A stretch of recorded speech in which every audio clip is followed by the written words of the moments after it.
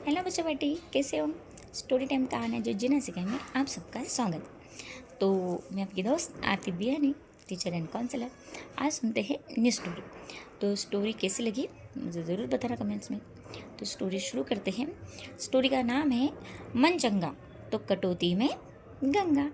यानी मन चंगा यानी कि अगर आपका मन साफ है, स्वच्छ है, उसके अंदर कोई भी गलत विचार नहीं है, तो आपका मन ही गंगा समान पवित्र है। तो मन चंगा तो कटोरी में गंगा। तो अभी देखो स्टोरी कैसी। एक बार की बात है, एक परिवार में पति पत्नी यम बहू बेटा यानी 4 प्राणी रहते थे। समय आराम से बीत रहा था। चंद वर्षों बाद सास ने गंगा स्नान करने का मन बनाया। वो भी अकेले पति पत्नी बहू बेटों को भी साथ ले जाने का मन नहीं बनाया। उधर बहू मन में विचार विचार करती रही कि भगवान, मैंने ऐसा कौन सा पाप किया जो मैं गंगा स्नान करने से वंचित रही। अब उसको तो जाना था गंगा स्नान करने, पर बहू बेटों को नहीं लेकर गई। वो खुद अकेले चली गई सासू माँ। तो अकेले ही जाने का मन बनाया था जो। तो बहू ने कहा कि मैंने ऐसा कौन सा पाप किया जो मुझे सासू माँ ने नहीं लेके गया, या फिर मैं गंगा स्नान नहीं कर पा सकती। तो वो सोचती रही। इसी बात देखो, सास ससुर गंगा स्नान हेतु काशी के लिए रवाना होने की तैयारी करने लगे। तब बहू ने सास से कहा कि माँ सा, आप अच्छी तरह गंगा स्नान एवं यात्रा करिएगा। इधर आप घर की चिंता मत करिएगा। मेरा तो अभी अशुभ कर्म का उदय है, वरना मैं भी आपके साथ चलती। तो वो बहू ने कहा कि गंगा माता के दर्शन के लिए गंगा माता में स्नान करने ज़रूर मैं भी आती, पर शायद मेरे कुछ अभी पाप पूरे नहीं होंगे, कंप्लीट नहीं हुए, मैंने कुछ पुण्य काम कुछ ज़्यादा किए नहीं होंगे, शायद इसलिए उसने कहा तो मैं नहीं आ सकती। सारी तैयारी करके दोनों काशी के लिए रवाना हुए। इधर मन ही मन बहू अपने कर्मों को कोस रही थी कि आज मेरा भी पुण्य कर्म होता तो मैं भी गंगा स्नान को जाती। खैर मन को ढाढ़स बधाकर घर में ही रही। अब मन को समझा लिया और घर में रही। उधर सास जब गंगा जी में स्नान कर रही थी, स्नान करते करते घर में रखी अलमारी की तरफ ध्यान गया और मन ही मन सोचने लगी कि अरे, अलमारी खुली छोड़कर आ गई। कैसी बेवकूफ़ औरत हूँ मैं, बंद करके नहीं आई, पीछे से बहुत सारा गहना निकाल लेंगी। यही विचार करते करते स्नान कर रही थी कि अचानक हाथ में पहनी हुई अंगूठी हाथ से निकलकर गंगा में गिर गई। अब और चिंता बढ़ गई कि मेरी अंगूठी फिर गिर गई। उसका ध्यान गंगा स्नान में न होकर सिर्फ घर के अलमारी में था। उधर बहू ने विचार किया कि देखो, मेरा शुभ कर्म होता तो मैं भी गंगा जी जाती। सासू माँ कितनी पुण्यवान है जो आज गंगा स्नान कर रही है। ये विचार करते करते एक कटोती लेकर आई और उसको पानी से भर दिया और सोचने लगी, सासू माँ वहाँ गंगा में स्नान कर रही है, मैं यहाँ कटोती में ही गंगा स्नान कर लूँ। ये विचार करके जो ही कटोती में बैठी तो उसके हाथ में सासू माँ के हाथ की अंगूठी आ गई और वो विचार करने लगी, ये अंगूठी यहाँ कैसे आई? ये तो सासू माँ पहन कर गई थी। इतना सब करने के बाद उसने उस अंगूठी को अपनी अलमारी में सुरक्षित रख दिया और कहा कि सासू माँ के आने पर उनको दे दूंगी। उधर सारी यात्रा एवं गंगा स्नान करके सास लौटी। तब बहू ने उनकी कौशल यात्रा एवं गंगा स्नान के बारे में पूछा। तो सास ने कहा कि बहू, सारी यात्रा एवं गंगा स्नान तो किया पर मन नहीं लगा। बहू ने कहा कि क्यों माँ जी, मैंने तो आपको ये कहकर भेजा था कि आप इधर की चिंता मत करना, मैं सब अपने आप संभाल लूँगी। सास ने कहा कि बहू, गंगा स्नान करते करते पहले तो मेरा ध्यान घर में रखी अलमारी पर गया और जो ही स्नान कर रही थी कि मेरे हाथ से अंगूठी निकलकर गंगा जी में गिर गई। अब तू ही बता, बाकी यात्रा में मन कैसे लगता? माँ इतनी बात बता ही रही थी कि बहू उठकर अपनी अलमारी में से वो अंगूठी निकाल सास के हाथ में रख कर बोली कि माँ, आप इसी अंगूठी की बात कर रही हैं क्या? सास ने कहा, हाँ, पर ये तेरे पास कहाँ से आई? इसको तो मैं पहन कर गई थी और मेरी अंगुली से निकलकर गंगा जी में गिर रही थी। बहू ने जवाब देते हुए कहा कि माँ, जब आप गंगा स्नान कर रही थी तो मेरे मन में आया कि देखो माँ कितनी पुण्यवान है जो आज गंगा स्नान हेतु गंगा जी के दर्शन के लिए गई, और मेरा कैसा अशुभ कर्म आड़े आ रहा था जो मैं नहीं जा सकी। इतना सब सोचने के बाद मैंने विचार किया कि क्यों ना मैं यहीं पर कटोती में पानी डालकर उसको ही गंगा समझकर स्नान कर लूँ।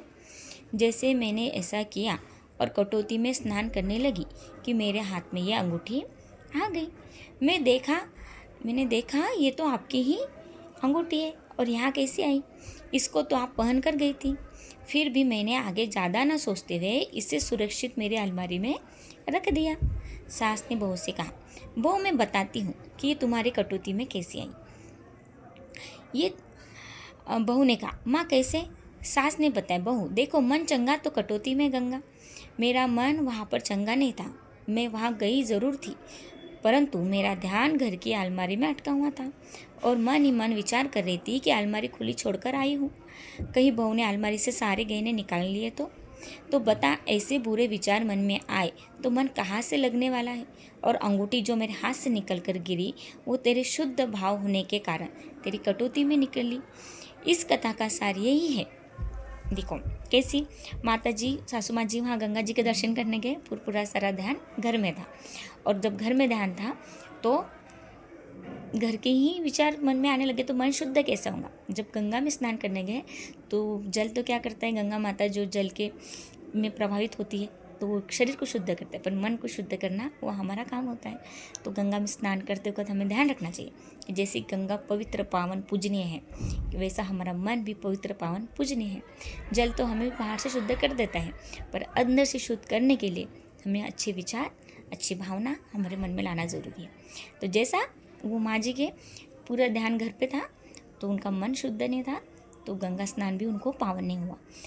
ऐसे ही उनकी बहू का मन शुद्ध था, पावन था, तो जो कटौती थी, जो क्या बोलेंगे इसको, जो स्नान करने का जो होता है उसको गंगाल बोलते हैं, तो उसमें स्नान किया उसने, तो उसमें भी गंगा का जैसे जल आ गया, प्रवाहित हो गया, और वो माता जी की अंगूठी भी उनके सासू माँ की उनके हाथों में आ गई, है ना।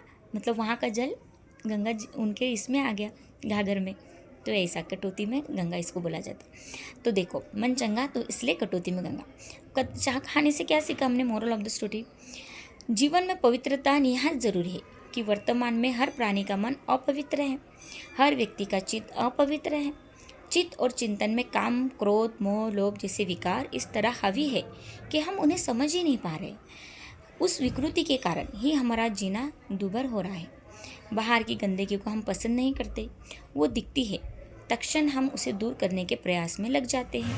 हमारे भीतर में जो गंदगी भरी पड़ी है उस ओर हमारा ध्यान नहीं जाता।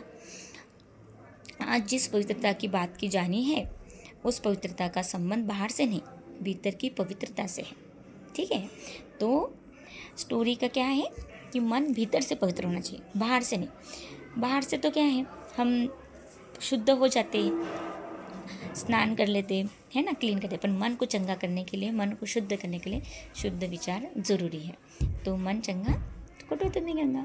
तो स्टोरी सुनी, स्टोरी से क्या सीखा? मेन मीन्स कि जहाँ भी दर्शन के लिए जाओ, भक्ति का हमारे भगवान के लिए जो हमारी भक्ति है, तो जब जाओ तो सब विचारों को साइलेंट निकाले दो और मन को शांत रख के जिस भी मंदिर में बैठे, जहाँ भी कोई भी तीर्थ स्थान या कोई मंदिर में भी जाए तो शांत मन से बैठो, सारे विचारों को हटा दो और उनके सामने भी अपने परेशानी का रोना रोने की कोई ज़रूरत नहीं, बस बैठ जाओ। वो तो अंतर्यामी है, सब समझ जाते अगर आपका भाव उनके ऊपर पूरी निष्ठा से है, समर्पण का है पूरा भाव, तो ये समझ जाएंगे।